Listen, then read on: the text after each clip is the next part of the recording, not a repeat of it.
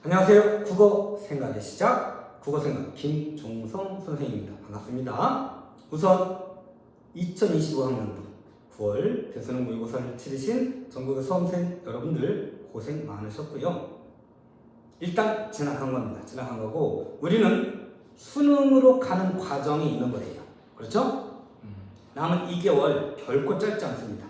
자, 자신의 강점은 강점대로 계속 잘 강화해 가시고요. 약점은 최대한 정확하게 파악을 하셔서 보완을 할 수 있는 충분한 시간이 됩니다. 그래서 끝까지 포기하지 않으시고 수능 직전까지 최대한 집중하셔서 열심히 공부하는 것이 가장 중요하다 이렇게 봅니다. 그래서 끝까지 힘내시기를 바라고요. 자, 풀이를 들어가기 전에 학생들이 모의고사 끝나고 나면 항상 질문하는 것들이 있어요. 자, 그것들을 한두 가지 정도 간단하게 일단 말로 해드릴게요. 말로 하고 진행을 하도록 하겠습니다. 자, 제일 첫 번째 묻는 문제가 시간 문제예요. 시간의 문제를 못 푼다는 거죠. 자, 그것과 관련해서 일단 문제 풀이 순서를 한번 잡아보는 거예요. 자, 문제 풀이 순서에 따라서 시간이 좀 절약될 수도 있어요. 자, 여러 가지 시간을 줄이는 방법들이 있긴 하겠죠. 일단 기본적으로 내공이 있어야지. 그죠? 그 다음에 실전 풀이법을 아는 것도 중요하긴 해. 이제부터는 실전 풀이법도 익히시는 것도 중요합니다. 세 번째는 풀이 순서예요. 풀이 순서도 상당히 중요해요. 자, 제가 상담을 하다 보니까 학생들의 고충을 듣다 보면요. 이런 경우가 있더라고요. 풀이 순서와 관련해서 어떤 분이 그런데요. 초반에 집중력이 좋을 때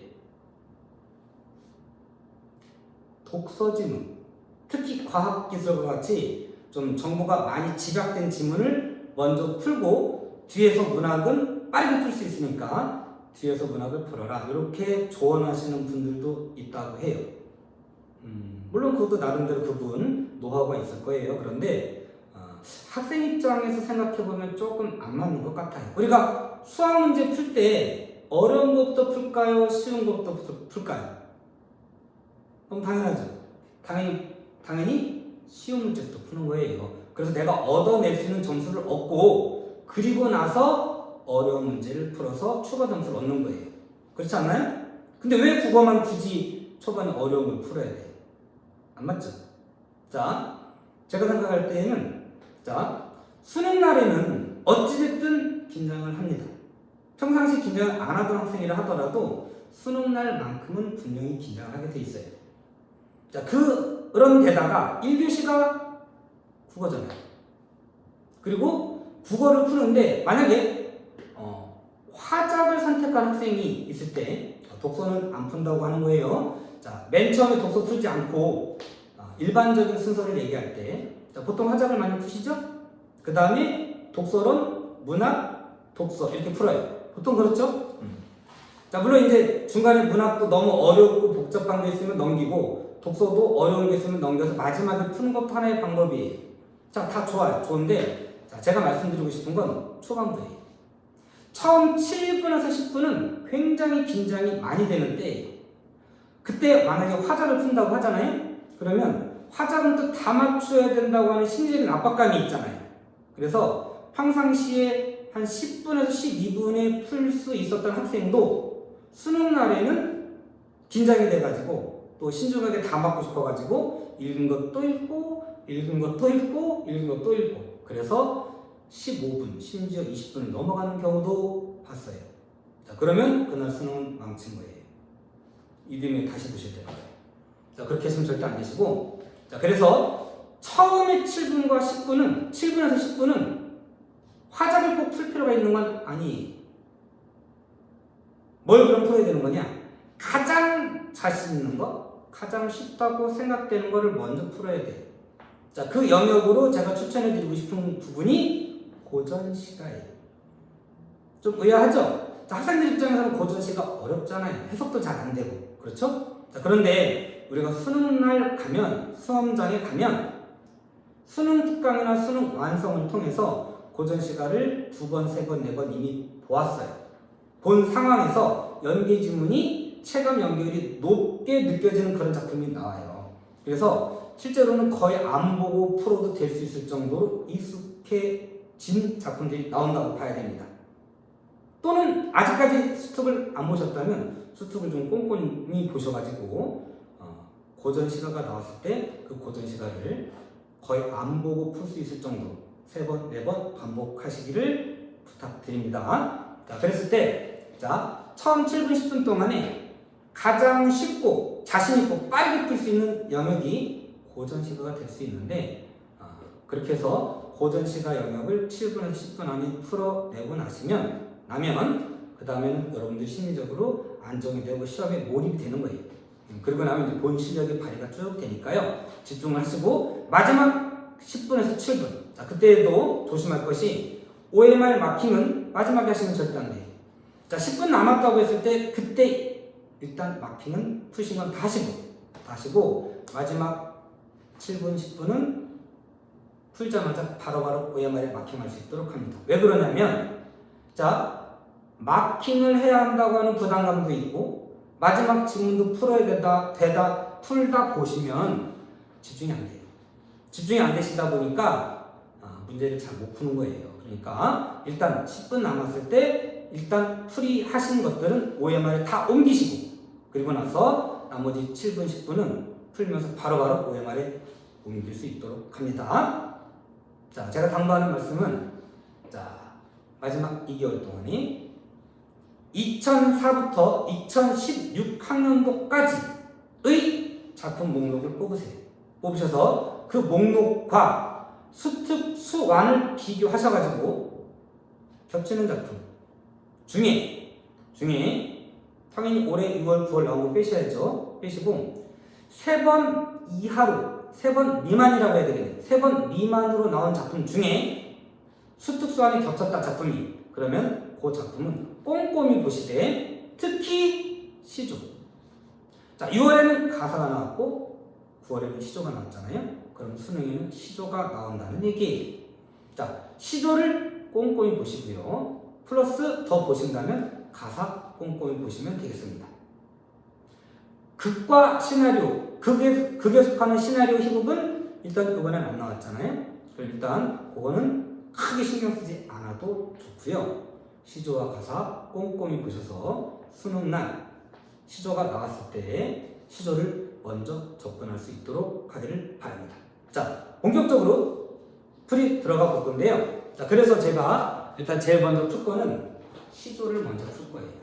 자, 번호는 32번부터 34번까지. 자, 32번부터 34번까지 거고요. 한 페이지 안에 짧게 들어가 있어요. 그래서 불안해하지 않으면서 문제를 한눈에 싹 볼 수 있어요. 그리고 아마 수험 당일날에는 2번, 3번 보신 거라서 익숙하실 거예요. 익숙해지도록 노력을 나머지 2개월 동안 하셔야 돼요. 자, 가는데 자, 32, 33, 34 순서대로 풀지 않을 거예요. 뭐부터 풀어야 될 거예요? 보기 문제를 제일 먼저 풀어야지. 자, 보기 문제가 몇 번이에요? 34번이에요. 자, 34번 먼저 풀 거고요.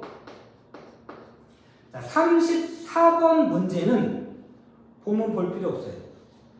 자체로 풀리는 문제예요. 만약에 34번 어렵진 않았어요. 그래서 정답률이 낮지 않아요. 3점이긴 하지만 정답률이 높아요. 높을 걸로 예상이 돼요. 보통 80% 이상이에요. 그러니까 대부분의 학생이 맞출 수 있는 문제라고 보시면 돼요. 근데 만약에 틀렸다. 그러면 보기 문제를 푸는 방법을 아직 잘 모르시는 걸로 볼 수 있겠어요. 자, 지금 제가 보기 문제를 푸는 방법을 설명을 드릴 거예요. 여러 가지 유형이 있겠지만 일단 34번에 해당이 되는 것만 말씀을 드릴 거니까 이 문제만큼이라도, 이 유형만큼이라도 정확하게 접근 방법을 익히시고요. 다른 보기 문제로 확장해서 배우시길 바랍니다. 자, 34번 푼 다음에 33번 풀고 32번으로 갈 거예요. 자, 이렇게 가는 이유는, 자, 34번 문제는 보기에다가 정보를 충분히 줬어요. 그래서 그 정보를 활용해서 선택지를 판단하기가 기본적으로 쉬워요. 그래서 답을 자체로 얻어낼 수가 있고요. 수능 문제는 기본적으로 어떻다고 했어요? 문제와 문제가 논리적으로 연결된 거예요. 그래서 34번에서 해당하는 내용이 33번이나 32번에서는 해당이 안 된다? 그러면 문제의 오류예요. 34번에서 해당이 되는, 옳다고 판단되는 내용은 33번과 32번에도 적용이 되는 거니까요. 일단 정보가 많이 제공된 34번을 먼저 해결하시고 그 정보를 가지고 33번과 32번에도 적용할 수 있으면 적용하셔야지 34번 따로, 33번 따로, 32번 따로 이렇게 푸시는 게 아니에요. 아셨죠? 자, 34번 보기 문제를 가는데, 자, 보기 문제는요. 자, 34번이에요. 자, 34번 보기가 제시돼요. 즉 외적 준거를, 정보를 제시해주고 그걸 바탕으로 푸는 문제예요. 자, 발문이든, 자, 발문 뭔지 알죠? 문항이에요. 문항. 보기를 참고하여 가나다를 감상한 내용을 적절하지 않은 것은, 이게 발문이에요. 발문이나 보기에 조건이 제시되는 거예요. 조건 또는 문제를 이해하기 위해서 또는 풀기 위해서 꼭 필요한 전제 조건들이 제시되어 있어요. 이렇게 발문을 읽으시면서 그 문제의 출제 의도에 해당이 되는 조건, 한정된 범위를 찾아내시고요. 보기에 제시되어 있다면 보기에서 보통 핵심어겠죠? 핵심어를 찾으셔서 그 핵심어와 관련해서 문제에 접근하셔야 돼요. 자, 그래서 일단 이 문제는 보기에 제시된 조건을 확인하시고요. 전제된 의미를 확인하시고요. 자, 그거를 선지와 비교하셔야 돼요. 선지와 하나씩 비교하시는데, 자, 하나 조심할 건, 자, 선지를 보실 때 하나 조심하실 건, 선지가 변문장으로 되어 있잖아요. 이렇게. 자, 이렇게 변문장으로 되어 있으면 반드시 끊어읽으셔야 돼요. 자, 수능 보는 날 당일날 우리 눈을 감고 시험지를 받으신 다음에 눈을 감고 마인드 컨트롤을 하실 거잖아요. 자, 그때 떠올리실 거, 선택지 끊어 읽자 반드시 생각하셔야 돼요. 자, 끊어 읽으셨을 때 앞에가 맞는지 보시고 1, 2, 3, 4번이 다 맞아. 그러면 뒤에 선택지도 맞는지 보시고, 마지막으로 인과관계가 맞는지도 보시는데, 인과관계가 틀려서 선택지 자체가 틀리는 그런 문항은 요즘은 잘 나오지는 않아요. 좀 어렵게 낼 때는 이렇게도 됐었는데, 자, 지금도 자, 앞에 선택지도 맞고 뒤에 선택지도 맞는데 인과관계가 맞지 않아서 틀리는 선택지가 있기는 있어요. 있는데 그거는 학생들이 주로 잘 판단할 수 있을 정도의 난이도로 나오는 거고요. 앞과 뒤가 안 맞아서, 인과관계가 안 맞아서 틀리는 문제는 거의 안 나온다고 보셔도 돼요. 자, 예를 들어서 32번 문제 잠깐 보시면, 32번에 4번에 보시면 물음의 방식을 활용해요. 자, 34번 할 거긴 한데요. 자, 32번에 4번 선택지 잠깐 볼까요? 물음의 방식을 이용해서, 자, 물음의 방식 개념이에요.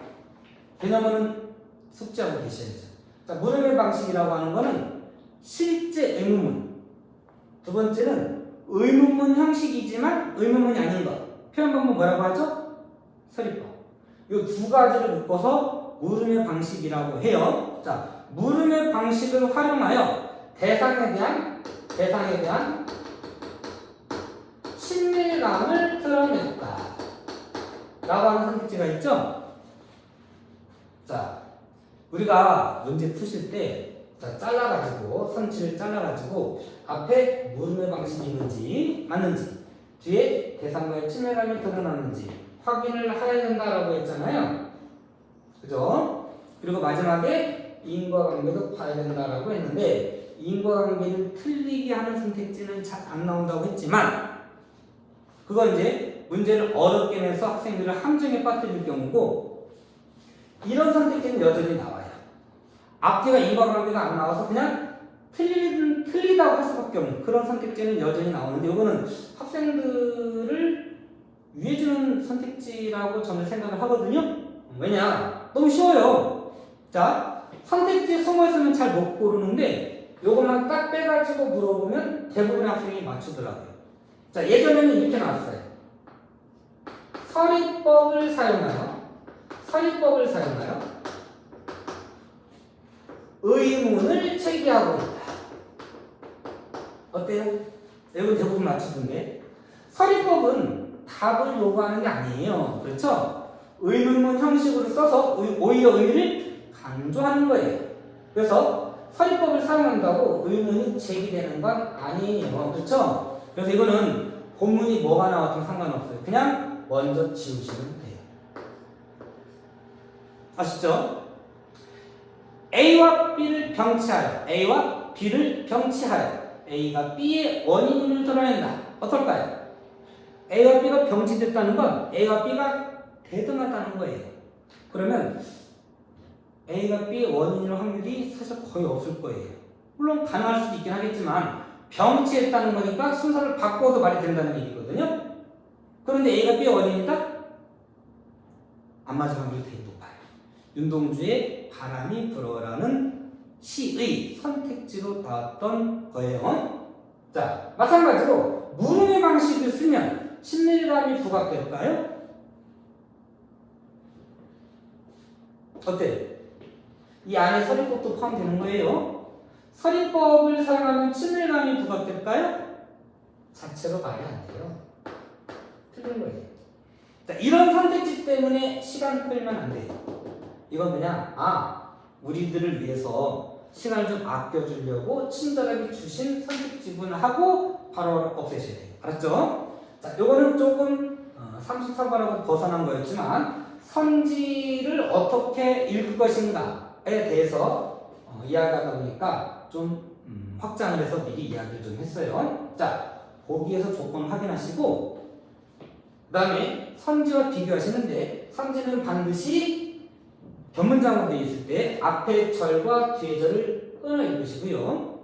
앞에 절에 맞는지 뒤에 절이 맞는지 또는 마지막으로 정말 어때 답이 안 보인다면 인과관계까지 맞는지까지를 보시는데 자, 지금 우리가 풀 34번 문제는 보기의 유형을 분류를 한다면 열거형 쪽에 가까워요. 자, 그래서 보기에 있는 여러 가지 항목들과 선택지 항목들을 연결하시고 또 하나 앞에 절과 뒤에 절이 내용이 유사한지 그렇지 않은지를 비교하셔야 돼요. 자, 이 문제는 다시 한번 꼼꼼하게 분석을 해드리면요. 자, 34번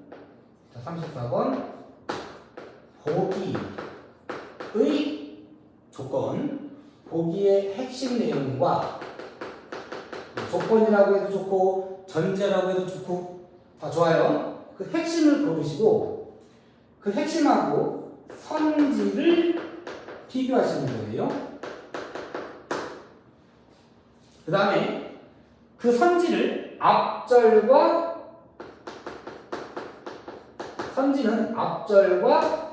뒷절을 끊어주시고 요 선지의 앞절 뒷절의 내용이 보기의 핵심하고 연결이 돼야 되고요. 연결이 돼야 되고, 자, 이거를 뒤에 절에서 만약에 해석하는 형식이라면 앞에 절과 뒤에 절의 내용이 동일해야 된다. 자, 문제 자체를 맞고 틀리고는 지금 그게 중요하잖아요. 자, 여러분들이 하셔야 될 거는 어떻게 접근할 건지, 내가 뭘 실수했는지, 어떤 것을 고쳐야 될지를 파악하시는 게 지금으로서는 중요해요. 자, 34번 이 방법을 가지고 가는데, 자, 저는 34번 문제를 풀고서 평가원 선생님들 참 마음이 좀 뭐랄까 고민이 많으셨겠다라는 생각이 좀 들더라고요. 왜 그렇게 생각을 했냐면 답의 구성이 너무나 좀 황당할 정도로 쉬워요. 자, 쉽지 않았다고 생각했던 분들은 제가 지금 어떻게 하는지를 보시고 방법을 익히시기를 바래요. 자, 아마 너무 쉬운데 내시고 선생님들이 일단은 문제를 쉽게 내라고 하는 어떤 그 흐름이 있으니까 쉽게 내긴 했는데 또 변별력이 있어야 되잖아요. 그래서 두 마리 토끼를 다 잡으려고 하셨기 때문에 많이 괴롭지 않으셨을까, 마음의 고민이 많으셨을 것 같긴 해요. 자, 한번 가볼게요. 34. 일단 제일 먼저 하셔야 될 거는 보기의 핵심을 찾는 거예요.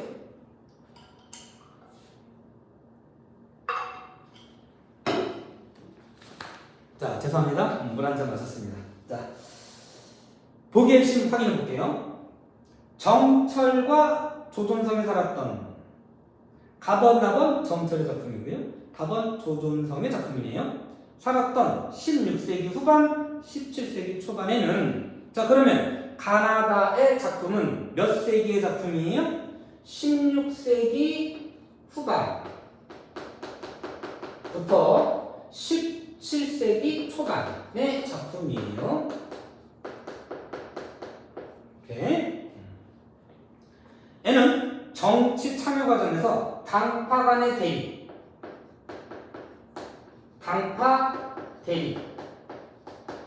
대립과 투쟁이 극심했다.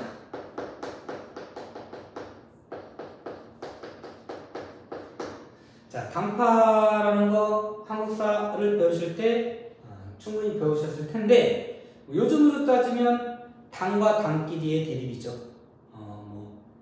국민의힘, 민주당 또 등등 여러 가지 당이 있잖아요. 어쨌든 언제나 정치 현실은 당이라고 하는 건 현대 사회에도 권력을, 대통령을 배출하고 권력을 잡는 게 목표잖아요. 서로 간에 협력을 할 때도 있지만 싸울 때도 많죠. 대부분 많이 싸우죠. 16, 17세기에는 당파 대립과 투쟁이 극심했던 모양이에요. 요즘과 비슷했던 모양이에요. 극심해지면서 정치적 공격을 받은 문인들이, 자, 이렇게 되면서 정치적 공격을 받는 문인들이, 선비들이에요. 자, 문인들이 벼슬에서 파직하거나, 벼슬이 떨어진 거예요. 벼슬에서 물러나게 되는 거죠.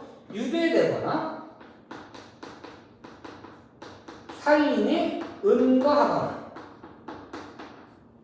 여기서 살림은 꼭 자연으로 들어갔다라기보다는 현실 정치에서 물러났다 이렇게 보셔도 되겠어요. 자, 살림에서 은거하는 등의 정계에서 소외된 상태, 이걸 다 뭐라고 했어요? 정계에서 소외되었다.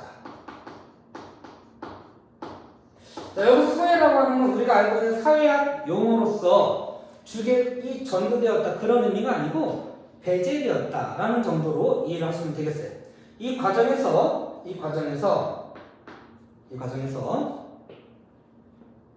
문인들은 정치 경험을 바탕으로 정치 현실에 대한 비판, 정치 현실 비판,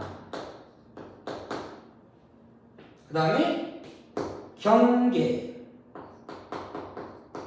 원래 경계의 뜻은 잘못을 저지르기 전에 미리 타이르다 이런 뜻이에요. 근데 여기서는 조심하도록 알려준다, 충고해줬다 라고 이해하시면 될 것 같고, 처세관.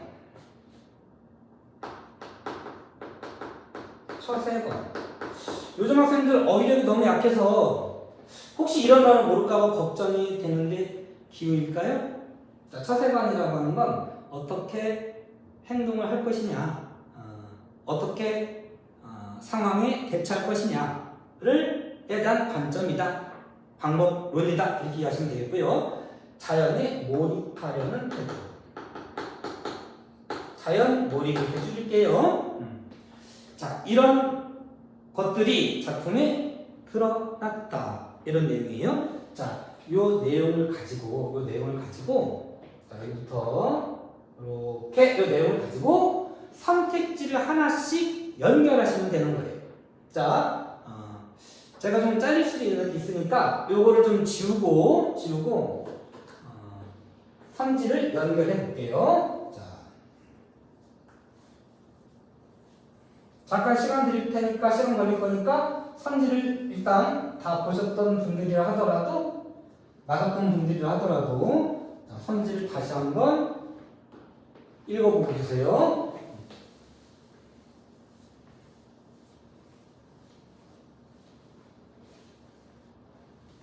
자, 34번에 1번 볼게요. 자, 1번 선택지. 자, 1번 보시면 풍파가, 자, 본문에 풍파라고 하는 말이 나오는 거예요. 풍파 앞뒤에 작은 따옴표가 붙으면 이거는 본문에 있는 말을 인용했다는 뜻이잖아요. 자, 풍파라고 하는 시어는 험난한 정치 현실이고, 험난한 정치 현실이고,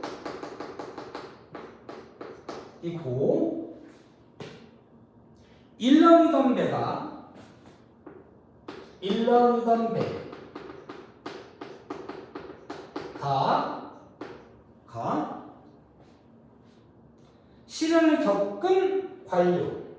시련을 겪은 관료라면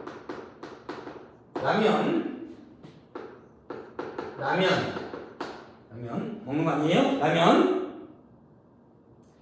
초장은 자, 초장이 어디예요? 요만큼이 전부 다 초장이네요? 그죠? 요만큼이 초장이에요. 자, 초장은 당쟁에 휘말린 사람이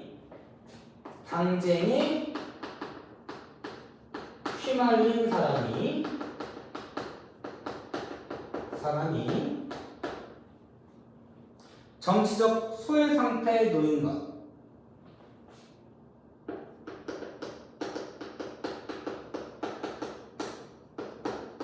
을 의미한다 라고 볼 수 있겠군. 이렇게 말한 거예요. 자, 2번, 3번, 4번, 5번은 가능한 말로 할게요. 1번 선택지를 해결하는 방법으로 2, 3, 4, 5 할 거니까 1번만 좀 간단하게 써봤어요. 자, 풍파가 험난한 정치 현실이고, 일렁이던 배가 시련을 겪은 관료를 의미한다 라고 보면, 그랬죠?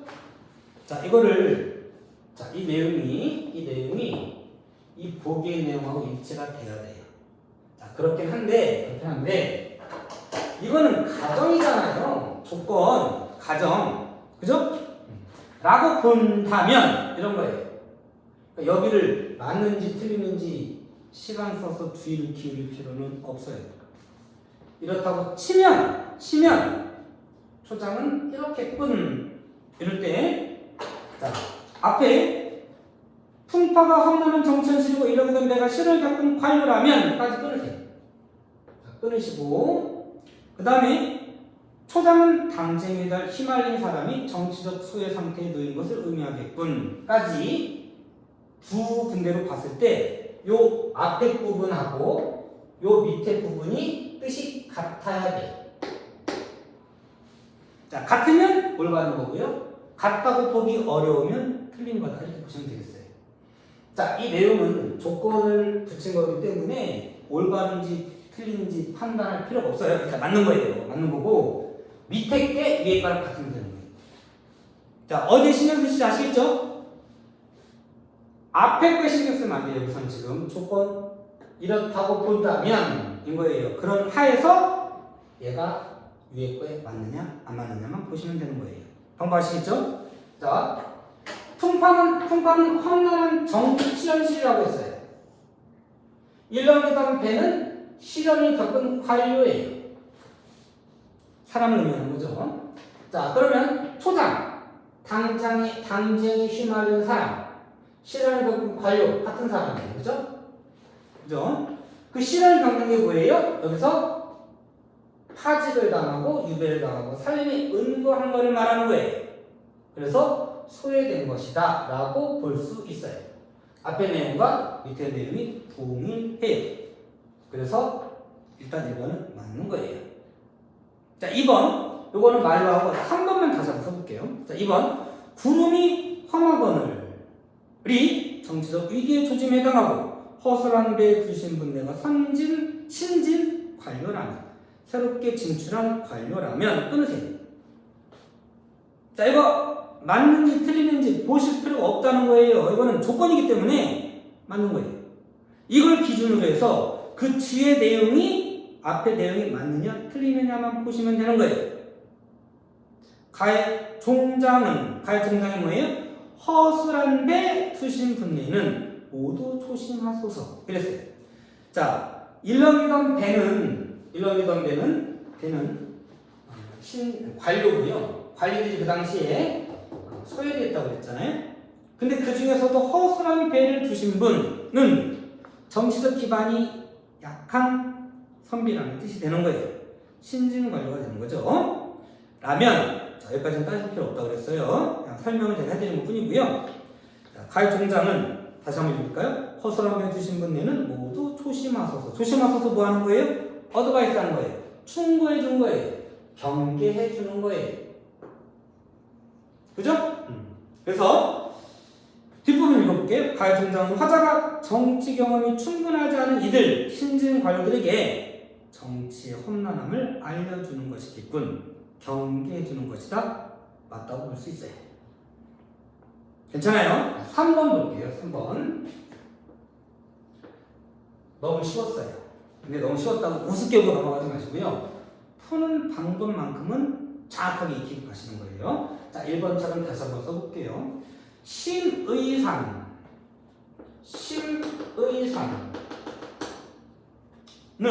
화자의 심의이고 온유월 자취는 5월, 6월은 고전은 음력을 쓰는 거니까요. 양력으로 말하면 6월, 7월이에요. 한 6월쯤 된다고 할까요? 여름이에요. 물론 5월 달에도 눈이 내리는 경우도 있을 수 있죠. 우리나라도 내리는 경우도 있긴 한데, 자, 일반적으로 우리 여름에 눈 내린다고 보기는 어렵잖아요. 자, 현실적이지 않은 눈이에요. 그래서 사실적 묘사는 틀려요. 자, 자취눈이 화자의 복잡한 신경을 의미한다면,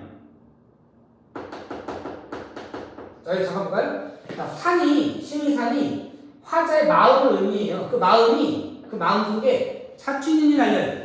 자취눈이 내렸어요. 그래서 화자의 심의할 만큼 복잡하다 이렇게 지금 말을 한 거예요. 라고 한다면 되는 거예요.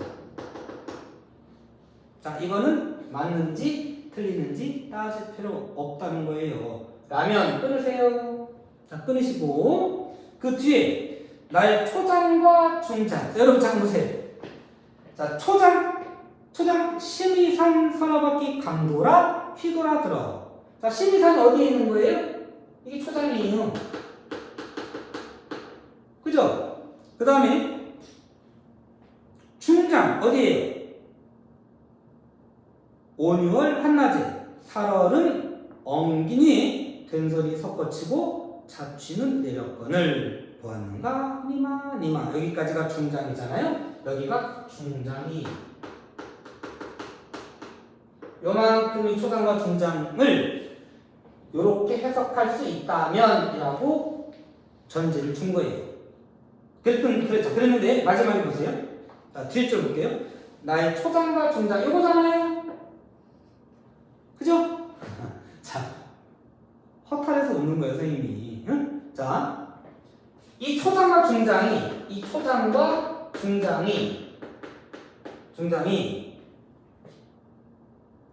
당쟁의 상황에서 굳은 마음을 변지하려는, 지키려는 화자의 의지를 드러낸다.